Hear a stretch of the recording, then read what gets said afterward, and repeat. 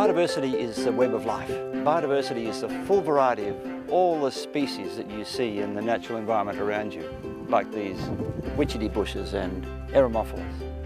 All those species across the face of the earth make up biodiversity.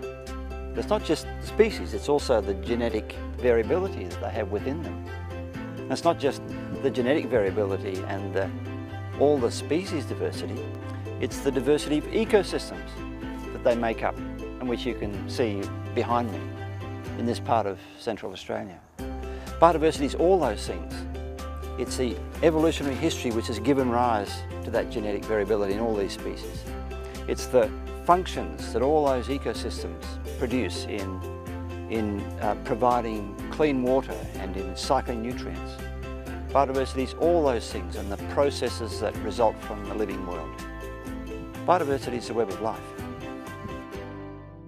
The concept of biodiversity first emerged during the 1980s, actually quite recently, because of concern about the impact of human beings on the planet.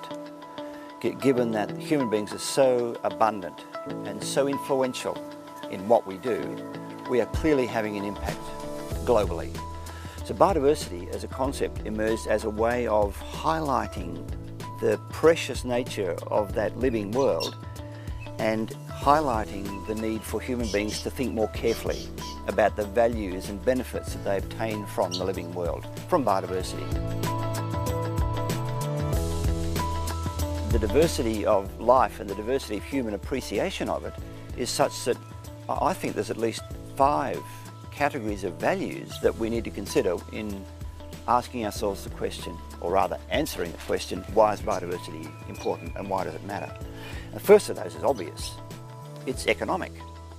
In some places, we human beings turn biodiversity into dollars. We harvest timber, we catch fish from the sea.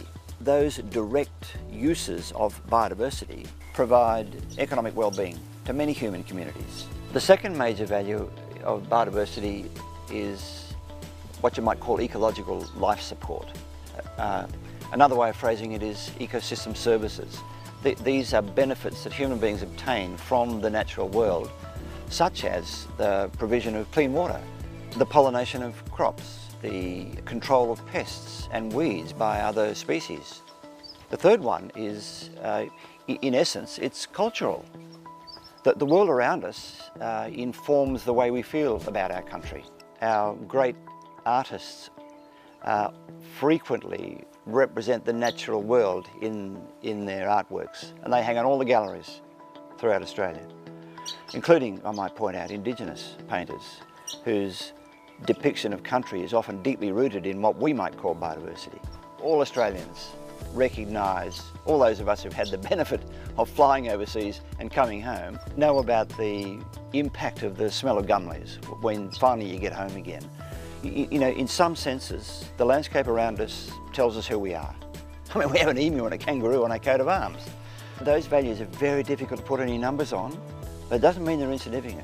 They're incredibly important. So that's a third value. There's a fourth one, and this one you might be able to put numbers on because it's recreational value.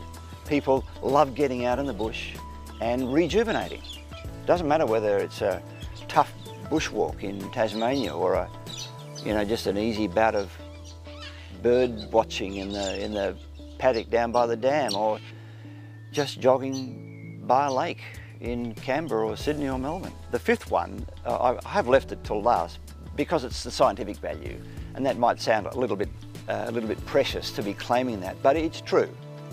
Australian biodiversity on the global scale is unique. There's nothing else like Australia. It must be said that there is a sixth value which you might describe as the negative value, the unpleasant aspects of biodiversity and in its relation to human beings. You don't find many people arguing for the right to exist of the malarial parasite or the smallpox virus. In Australia, many people are frightened of crocodiles, for good reason. So there is a part of the natural world that we fear, and that's always present in all societies. With 7 billion people on the face of the planet, the natural world is experiencing a decline. Biodiversity is declining. It's demonstrably occurring. The nature of this impact, this universal impact that human beings are now having on planet Earth, has led to the development of a term which is the Anthropocene. Now, the Anthropocene builds upon the geological eras like the Pliocene and the Miocene and the Pleistocene. So it's a deliberate play on the evolution of the Earth over its history to a point now where it is dominated by human activity. That is unique. So it's a different geological era. We humans, our decisions now govern the future of the Earth.